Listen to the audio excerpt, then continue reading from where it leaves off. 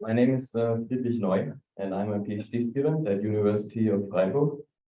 And I'm also an adjunct research fellow at La Trobe University in Melbourne, Australia, and I'm on a scholarship. My dissertation topic is called Resettlement due to coastal erosion in the delta of the Volta River in southeastern Ghana. And the term resettlement, to understand, it's meant to capture state-led relocation from one particular place to another one, usually permanent. And today I present some preliminary findings of my PhD research that I conducted with the ethnographic research for 3 months in 2019, 21, 22. And I applied a certain variety of ethnographic research methods encompassing problem-centered interviews with narrative elements, also informal conversations and many discussions, participatory observations, on-site inspections with local guides, but also, as you have seen, many pictures and videos I took, and also was conducting a field diary. So the title is Immobilities in the Face of Coastal Erosion and Flooding. I will present some insights from Anlo-Ewe communities at the shores of Ghana's Volta River Delta. And the goal of this presentation is to illustrate the different varieties of adaptation to coastal environmental change that range from immobility in one particular site to very mobile adaptation practices. And I use those two case study sites in the Volta River Delta.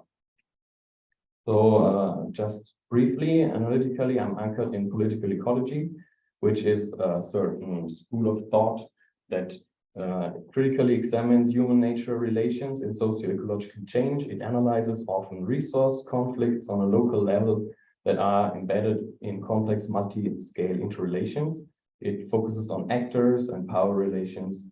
It's the goal to unveil injustices, and very frequently it uses case studies, as I have been doing. And within political ecology, you have particular strands, being the neo-Marxist or structuralist political ecology, then followed by the constructivist political ecology, and the most recent trend is post-constructivist political ecology, also known as more than human political ecology, and it uses the ideas of new materialism, nature cultures, and natural cultural assemblages, so elements of human and more than human sphere that come together in particular locations to influence, in my case, how adaptation or dealing with those changes looks like. This is where my case study is located, the Volta River Delta, a river almost with a catchment like the Danube River in Europe. And I have two case studies that I contrast. Keta is here on this narrow sand spit, and the other one is Uweme, right at the estuary where the Volta River meets the Atlantic Ocean.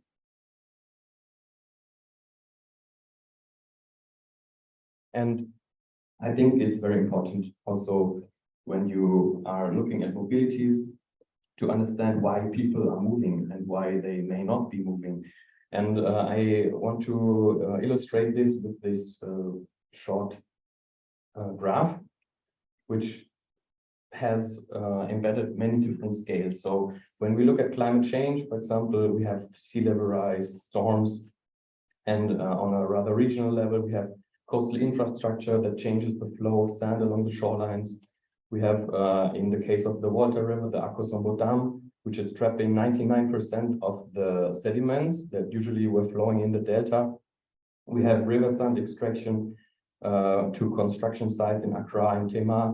We have groundwater exploitation for irrigation. We have also mangrove deforestation and coastal sand grabbing in the communities itself.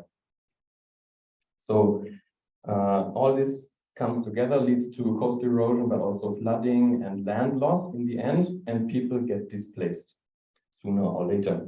And now with this post-constructivist political ecology lens, I want to add another aspect which is not captured in this graph, which is cited, the people stopped sacrificing cows to the sea. That's why it is eating our land.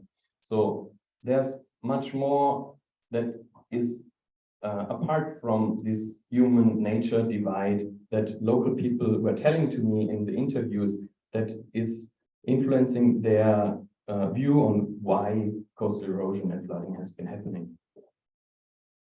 And all this is happening over a long time frame. For example, when we look at Quetta, it's not very recent, but this one is between 1907 and 1968, where although there had been coastal defense structures in place, the shoreline was retreating by 230 meters.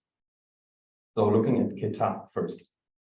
What was happening in Quetta in the late 90s, early 2000s, there was almost nothing left of the former glorious trade city of Quetta, and also the communities next to it. So those are the 4 communities, Keji, Woja, Ajido, and Quetta. And then the government stepped in with external financing and technology and built a sea defense project with groins and seawalls and reclaimed land in between those groins. And today it looks like this. So you see on the left side, it's the Atlantic Ocean, and on the other side, it's the lagoon. And the resettlement was taking place on this reclaimed land. So in the lower right part now, you see the resettlement houses. So resettlement of people who already were living there were displaced by the sea defense project, were then later resettled on that same spot. That's the houses that some of them received.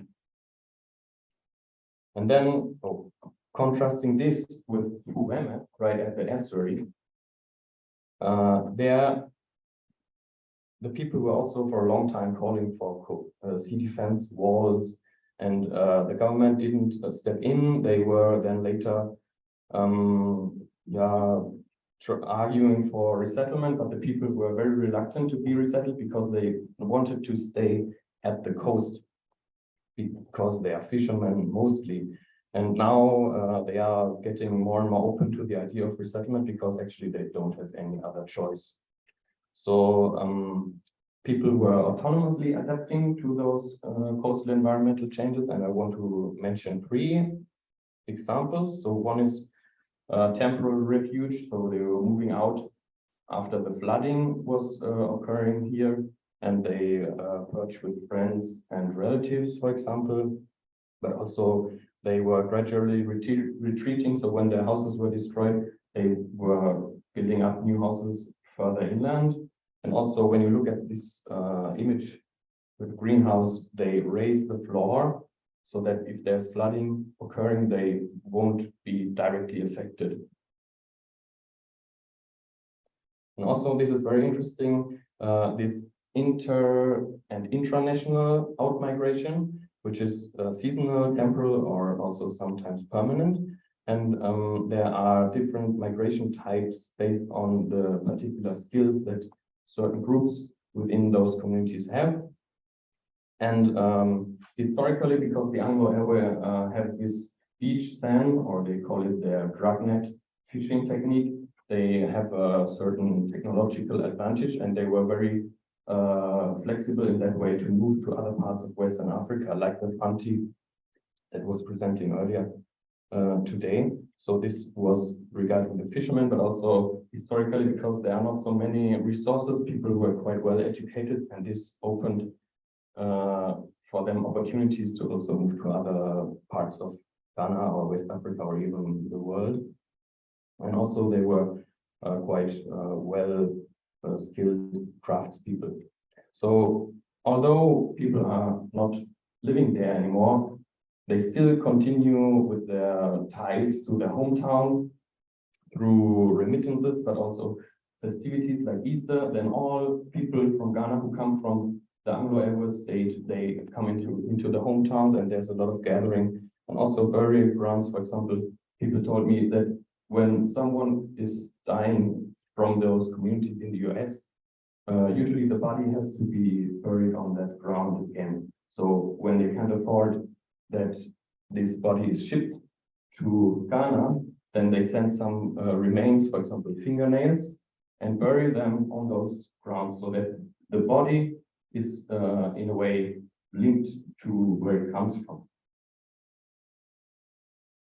Yeah, and I try to use those post-constructivist lens to map out which linkages are there. So we see in white natural cultural assemblages with elements from the natural and human sphere, where actually there is not this strict divide between those two, and it's linked to knowledge and power. And if you have questions, we can later on have a look at this.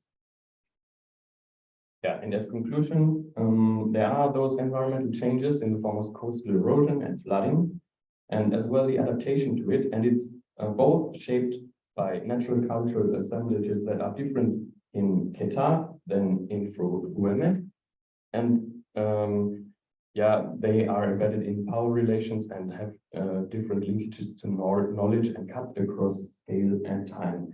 And we now see those different outcomes in Ueme versus Keta, and it has very much to do which natural cultural assemblages come together in those particular locations.